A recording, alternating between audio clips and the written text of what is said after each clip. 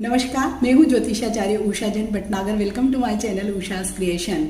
मेरा ये वीडियो एक ट्रांजिट बेस्ड वीडियो है जो जुपिटर के ट्रांजिट पर आधारित है। कल ही 20 नवंबर 2021 को जुपिटर अपना राशि परिवर्तन करने वाले हैं।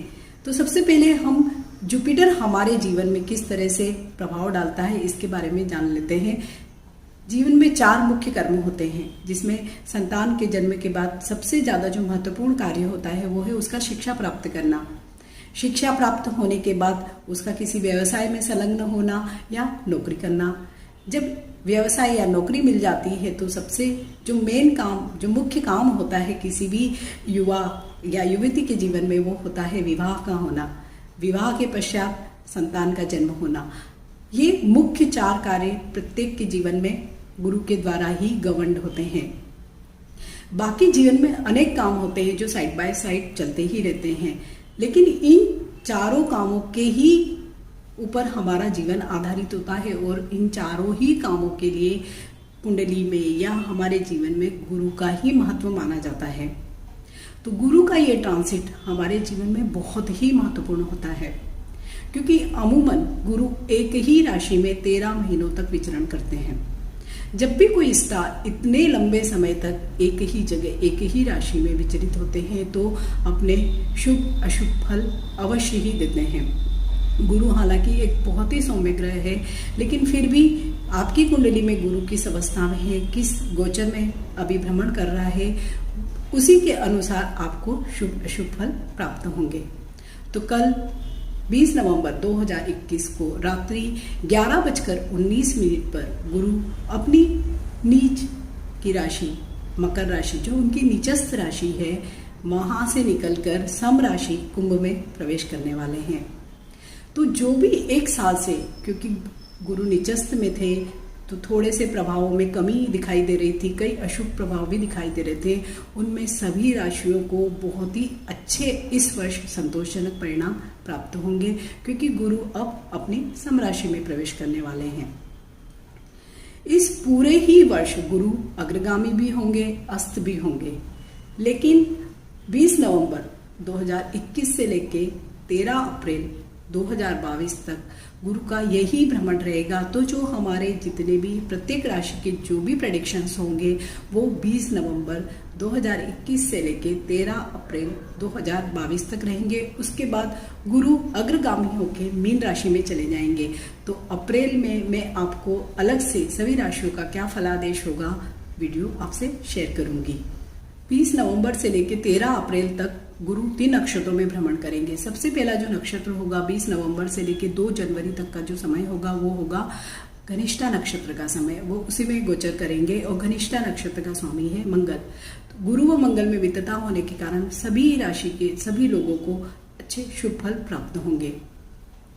2 जनवरी से 2 मार्च तक का समय शतभिषा नक्षत्र का होगा और शतभिषा नक्षत्र राहु द्वारा गवर्न्ड है। तो राहु और गुरु में मित्रता न होने के कारण वह समय एक मानसिक तनाव का कारण सभी राशियों के लिए बन सकता है। इसके बाद 2 मार्च से लेकर 13 अप्रैल का समय होगा पूर्वा भाद्रपद नक्षत्र में विचरण का, और वह स्वयं गुरु का ही नक्षत्र है, तो वहां पर भी बहुत ही अधिक शुभ अशुभ फल प्राप्त होंगे। उसके बाद गुरु अग्रगामी होकर मीन राशि में चले जाएंगे। सभी फलादेश चंद्र राशि पर आधारित होंगे या लग्न राशि पर आधारित होंगे।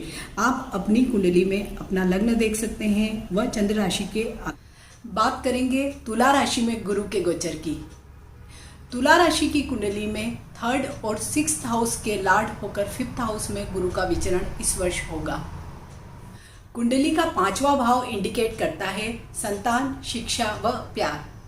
तो तुला राशि के सभी जातकों के लिए इस वर्ष संतान से सुख, संतान का सुख, उच्च शिक्षा की प्राप्ति व प्रेम संबंधों में सफलता का वर्ष रहेगा। तुला राशि के सभी जातकों पर गुरु की विशेष कृपा पूरे ही वर्ष बनी रहेगी। अगर आप नौकरी पेशा हैं और तरक्की या प्रमोशन एक्सपेक्ट कर रहे हैं तो इस बार आपको यह अवश्य ही मिल सकती है।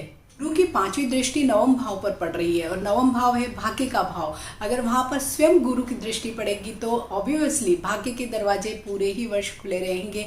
कई अनएक्सपेक्टेड गेन होंगे, कई अनएक्सपेक्टेड इवेंट्स आपकी जिंदगी में हो सकते हैं। वहीं गुरु की सप्तम दृष्टि पड़ रही है इनकम हाउस या 11वें भाव पर। तो गुरु की जब ये अमृतमय दृष्टि स्वयं इनकम हाउस पर पड़ रही है तो आय के नए नए स्रोत बनेंगे। जो भी आपकी एग्जिस्टिंग आय है, अभी तक जो भी आप जितना अर्न कर रहे थे उसमें डेफिनेटली बढ़ोतरी होगी। अगर आप व्यापारी वर्ग से हैं तो आपके पूरे ही वर्ष सतत इनकम के स्रोत आपके लिए बने रहेंगे। अगर नौकरी पेशा वर्ग है तो शायद उनकी नौकरी चेंज हो और नौकरी के बाद जो भी आपको नई जॉब ऑफर या जो जॉब मिलेगी उसमें डेफिनेटली आपको हाइक मिलेगा। और गुरु की जो 9वीं दृष्टि पड़ रही है वह स्वयं लग्न पर। जब स्वयं लग्न पर ही गुरु की दृष्टि होगी तो व्यक्तित्व में निखार आएगा। आपकी एक अलग ही तरह की पर्सनालिटी इस वर्ष उभर कर आएगी।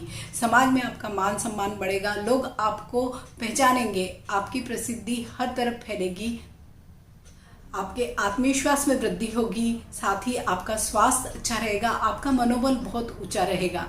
इस वर्ष अगर आप जॉब चेंज करना चाहते हैं या बिजनेस पे कोई एक्सटेंशन करना चाहते हैं या एड ऑन करना चाहते हैं या एक बिल्कुल ही अलग तरह का नया बिजनेस करना चाहते हैं, तब भी आपके लिए स्थितियां बहुत ही अनुकूल रहेगी। बस आपको किसी भी तरह के लीगल कॉम्प्लिकेशन से बचना है। जब भी आप कोई डॉक्यूमेंट साइन करें या कोई भी नई चीज़ करें तो सारी ही चीज़ों को एनालाइज बहुत अच्छी तरह से करें।